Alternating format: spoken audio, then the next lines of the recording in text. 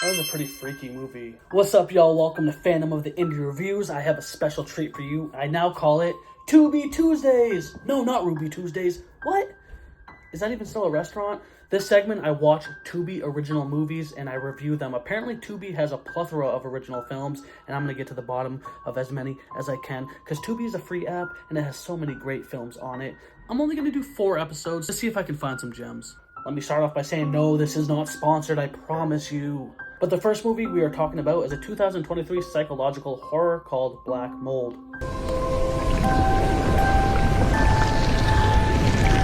The movie starts off with a very disturbing image. The first intro scene that turns out to be a flashback, it is gruesome, sets a tone, but that's okay because as it jumps to present day, we meet the 2 main characters, Brooke and Tanner, who are pretty much photographers that go out into, decrepit, old, abandoned buildings and take some photos of it. They're essentially YouTubers, but without the videos and, corniness like some are. Shots fired. I know, I'm sorry. And the movie, right out the gate, has some good character development between Tanner and Brooke. You're learning how they care about each other and how good of friends they are. And as the movie slowly unravels and builds, it's good that you establish the character development. There's this one line where Tanner essentially says he doesn't understand irrational fears. Like, he kind of gets jump scared because he sees a suit at the top of the stairs that looked like a person. And Brooke laughs it off, but he's like, I don't understand why people make fun of irrational fears, because even though to some they are irrational, there still is a psychological trigger deep down to everyone that is scared of things for a certain reason. And I really love that, especially for this being a psychological movie.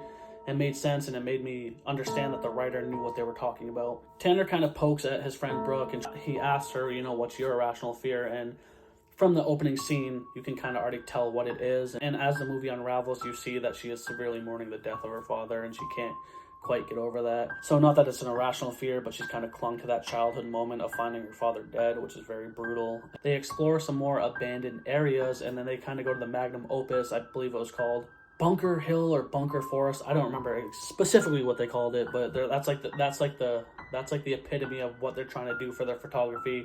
Brooke is opening up a showcase to try to, excel her photography career, so it just seems to be like the perfect place to get the type of content she needs. As they get there, they're ambushed by a homeless man, a squatter, if you will. He's riddled with anxiety, mental illness, definitely has something going on with him. And there's a miscommunication between the 2 photographers and the homeless man, where he kind of attacks them and knocks them out. And this is where there's a very disturbing scene that kind of dives more into the psyche of Brooke as she has a dream about her father. It's a very riveting and disturbing scene that actually kind of made me scream a little bit. So when she wakes up from that dream and they're essentially held captive by this squatter, it makes you wonder, like, okay, what type of movie is this? It's definitely psychological. It's definitely supernatural. With the tone and atmosphere and vibe and like the setting, you can feel a darkness looming that isn't quite tangible to grasp. So there's something lurking, and is this old man just a red herring? You get more character development and you worry more and more about the 2 protagonists.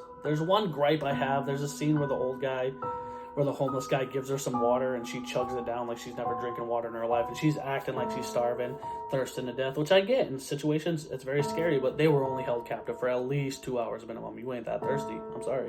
All in all, the backbone between Tanner and Brooke together as the main characters really held the movie together, because as it unfolds and, like I said, turns into like this feverish dream, supernatural approach, looming mystery, they really strengthen the movie as caring for each other. And again, this may seem like a spoiler, but the movie is called Black Mold, so it doesn't take long to figure out that clearly the building that they're being held hostage in by this old man is riddled with black mold, making them hallucinate and, very sick.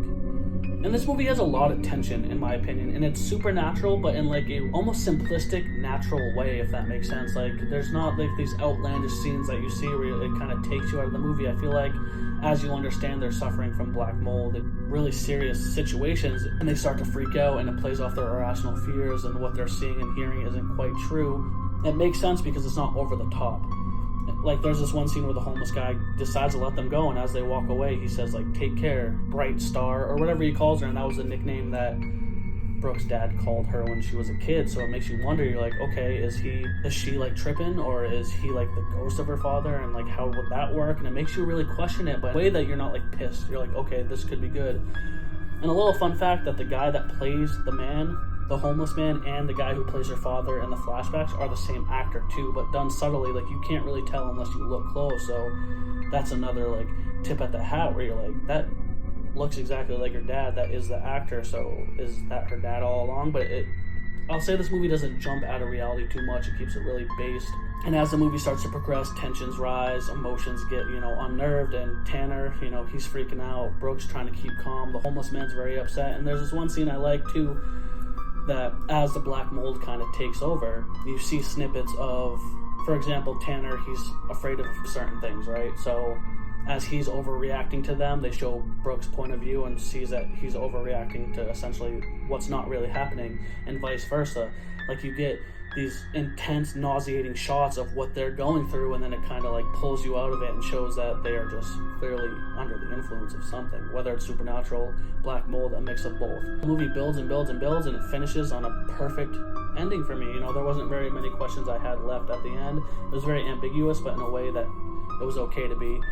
The writer and director of this movie, John Patah, showed that he is extremely elegant behind the camera and writing, and I want to see more of his movies. And this was a very good test run. I was like, hey, I'm going to do some movies based on Tubi Tuesday, a little concept I came up with, and this one was great. So if Tubi has more great originals like this, and we're in for some success, folks. But yeah, that was the review. Subscribe, hit that little ding-a-ling button harassing you, telling you, hey, it's me, I'm here. I'm going to say it one time for the one time, two time for the Jasons. Give me a hell yeah for horror. Yeah, pretty freaky stuff.